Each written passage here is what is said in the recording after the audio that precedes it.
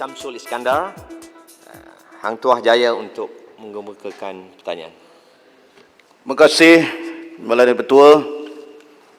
Tegak rumah kerana sendi, apabila khianat kerajaan tersembam. Kepada Yang Berhormat Menteri KPT, mohon jawab soalan ke-6. Sila Yang Berhormat Menteri Pengajian Tinggi jawabnya. 3 minit. Terima kasih saya ucapkan kepada Yang Berhormat Hang Tuah Jaya di atas soalan yang diajukan. Tuan Yang di-Pertua, sebagai pematuhan kepada Perintah Kawalan Pergerakan yang diisytiharkan oleh kerajaan bagi membendung COVID-19, Kementerian telah mengarahkan semua IPT menangguhkan aktiviti akademik masing-masing mulai 18 Mac 2020. Dalam hal ini, semua IPT juga telah diminta untuk membuat penjadualan semula kalender akademik 2020-2021 dan meneruskan pengajaran dan pembelajaran secara dalam talian. Sepanjang tempoh tersebut, KPT telah menerima pelbagai maklum balas dan pandangan daripada pelajar, daripada keluarga, daripada institusi dan badan profesional berhubung dengan kesinambungan terhadap kualiti program, berhubung dengan kebimbangan terhadap kualiti program akademi yang dilaksanakan secara dalam talian. Mereka berpandangan bahawa keberkesanan pembelajaran bagi program-program tertentu, khususnya yang melibatkan latih amal, klinikal dan praktikal, masih memerlukan kaedah pengajaran dan pembelajaran secara bersemuka. Justru pada 16 Mei tempoh hari, Mesyuarat Khas Menteri-Menteri mengenai Perintah Kawalan Pergerakan Majlis Keselamatan Negara telah bersetuju untuk membenarkan 5 kategori pelajar IPT pulang dan meneruskan pengajian di kampus, iaitu yang pertama, pelajar pasca siswaza mood penyelidikan yang berkeperluan; yang kedua, pelajar semester tahun akhir pengajian peringkat sijil, diploma dan ijazah sarjana muda yang memerlukan latihan praktikal dan peralatan khas; yang ketiga, pelajar semester tahun akhir yang tidak mempunyai akses dan persekitaran kondusif bagi melaksanakan PDP dalam talian; yang keempat, pelajar berkeperluan khas; yang kelima, pelajar baru sesi akademi 2020-2021. Mengambil kira situasi COVID-19 yang semakin pulih, KPT telah mendapat persetujuan daripada Jemaah Menteri pada 8 Julai 2020 untuk membenarkan kemasukan semula pelajar IPT ke kampus secara berperingkat mulai Julai sehingga September 2020. Kemasukan pelajar ke kampus sepenuhnya pula adalah pada bulan Oktober 2020. Dalam melaksanakan aktiviti pengajaran dan pembelajaran di kampus, IPT telah diberi fleksibiliti untuk menentukan mood pembelajaran yang bersesuaian mengikut keperluan program. Ini termasuklah menggunakan kaedah pengajaran dan pembelajaran secara dalam talian. Namun begitu, pelaksanaan pengajaran dan pembelajaran hendaklah mematuhi prosedur operasi standard yang ditetapkan oleh kerajaan. Terima kasih.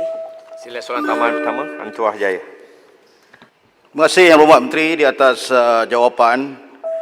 Yang Berhormat sentuh tadi mengenai maklum balas yang diterima daripada pelbagai kumpulan mengenai kualiti pembelajaran program akademik. Seperti mana yang saya percaya kementerian juga maklum, ada satu kajian yang dibuat oleh International Association of Universities yang menunjukkan terdapat disruption, dengan izin Balai Ketua, atau gangguan yang signifikan kepada pembelajaran di pengajian tinggi. Justru khususnya tentang kualiti lah dan juga infrastruktur. Justru Hang Tuah Jaya merasakan perlu kepada pemerkasaan pembelajaran dalam talian supaya tidak wujud keadaan yang tidak seimbang di kalangan universiti. Jadi kita ingin tahu, Hang Tuah Jaya ingin tahu apakah persiapan kementerian untuk membantu mengatasi permasalahan ini. Dan satu lagi Pak Menteri ialah mengenai yuran ini. Mahasiswa-mahasiswa di Malaysia ini mereka tentunya tidak masuk ke kampus sejak bulan Mac yang lalu, dan difahamkan tadi melalui jawapan Pak Menteri mereka hanya akan mula bulan Oktober. Jadi ada 7 bulan mereka tidak masuk ke kampus, hanya mengajar belajar dalam talian. Jadi saya ingin tahu komitmen kementerian, apakah ada inisiatif untuk mengembalikan sebahagian bayaran yuran yang telah dibuat oleh mahasiswa kepada universiti. Terima kasih. Sila Menteri. Terima kasih Yang Berhormat Hang Tuah Jaya. Terima kasih atas soalan yang telah diberikan. Kerajaan sudah semestinya prihatin terhadap keperluan untuk memastikan akses pengajaran dan pembelajaran pelajar di IPT tidak terganggu akibat COVID-19. Sudah semestinya juga kita membantu menyediakan pelajar agar bersedia belajar mengikut cara norma baru yang berhormat Deputy Speaker. Pendekatan yang boleh diambil adalah melalui PDP dalam talian itu sendiri. Antara perancangan kementerian adalah untuk memastikan infrastruktur capaian internet dapat dipertingkatkan. Walau bagaimanapun cabaran dia sudah semestinya ada. Malah cabaran ini bukan hanya dihadapi oleh universiti dalam tempatan saja, tetapi juga universiti di luar negara. Saya nak kongsikan satu laporan dalam World Economic Forum yang bertarikh 12 Mei. Ada mengatakan bahawa komponen pembelajaran dalam talian mengikut studi Holon IQ hanya ditakat 2% saja di peringkat dunia. Malah University of Cambridge juga ada membuat kenyataan mengatakan bahawa mereka hanya bersedia untuk melaksanakan PDP dalam talian pada tahun 2021. Sudah semestinya KPT prihatin terhadap cabaran ini dan tentunya akan membantu universiti melakukan pengubahsuaian agar mahasiswa dapat menimba ilmu dengan lebih berkesan. Soalan mengenai yuran pula, KPT memang prihatin terhadap maklum balas daripada para pelajar, daripada ibu bapa dan pihak-pihak berkepentingan supaya yuran-yuran terutamanya di universiti awam dapat dikurangkan dalam membantu meringankan beban kewangan pelajar dan ibu bapa akibat COVID-19. Dalam hal ini KPT telah membuat rundingan dan perbincangan bersama dengan Kementerian Kewangan mengenai yuran pengajian. Hasil daripada rundingan tersebut, kerajaan sebenarnya telah bersetuju untuk mengurangkan kadar yuran asrama dan yuran perkhidmatan ataupun yuran aktiviti universiti awam sehingga 15% yang berhormat, setelah mengambil kira keupayaan kewangan kerajaan dan universiti awam. Dan pengurangan yuran bagi semester kedua sesi akademi 2019-2020 untuk pelajar ini melibatkan sejumlah peruntukan sebanyak 72 juta. Daripada jumlah berkenaan, 20 juta telah dipersetujui bersama dengan Kementerian Kewangan dan selebihnya 52 juta pula adalah menggunakan peruntukan dalaman universiti masing-masing melalui penjimatan dalam tempoh PKP.